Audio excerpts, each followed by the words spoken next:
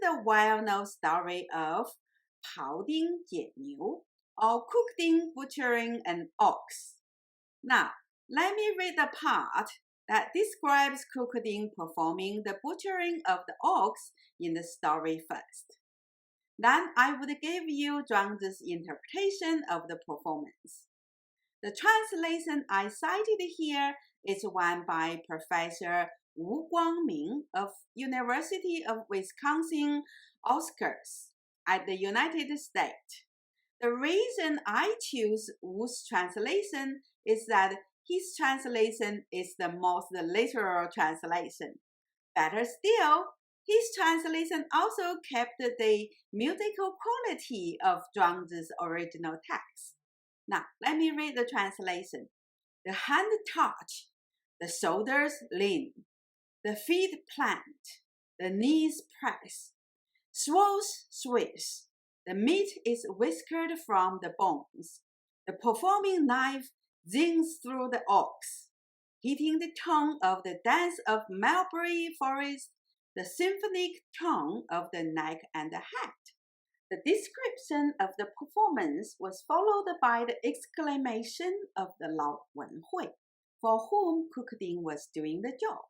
How could the skill arrive at such height?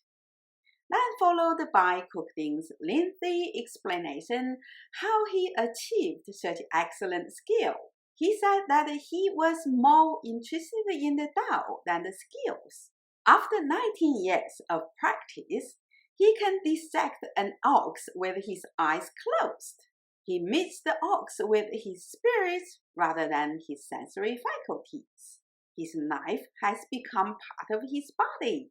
His hand and knife automatically follow the gaps in the ox's body. He said that an average butcher changes his knife every month because he hikes. A good butcher changes his knife every year because he cuts. He has used the same knife for 19 years, and it is as sharp as it was just sharpened at the grindstone. In the following two sentences, Cookding explains why his knife is as sharp as new. Following the heavenly patterns, my knife slides through the great crevice. According to its natural lines, my knife follows the great cavity. Note that Cookding stresses that he follows the heavenly pattern, and his knife simply slides through the natural lines, never has to cut anything. The heavenly patterns is the natural patterns of the anatomy of the ox. No wonder that his knife haven't become dull even after 19 years of use. Cookding also offered an explanation how does he use his knife so that it does not become dull. There is room between joints, while the blade has no thickness. To enter what has room with what has no thickness, there must be ample room for the blade to move around. So, it is not that there is no room for the knife to go into the ox. It is because the average cook could not find the space between the joints, so he opts to hack. And there is also room among the muscles, but the average cook could also not find it, so he opts to cut.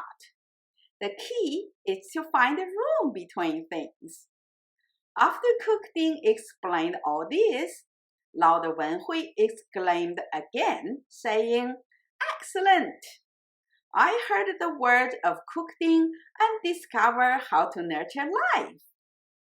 I don't think Zhuangzi is suggesting we all practice butchering to learn how to nurture our life. It is not the skill per se that is the art of nurturing life. It is the art of finding the room and becoming the master of our lives. To find a room to be ourselves, to be creative, to enjoy what we are doing, and to be happy.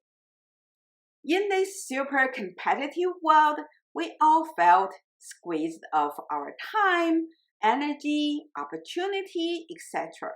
Sometimes we feel that we have to be brutal to be successful, to push someone out of our way to get where we want to be, to lie or cheat to get what we want.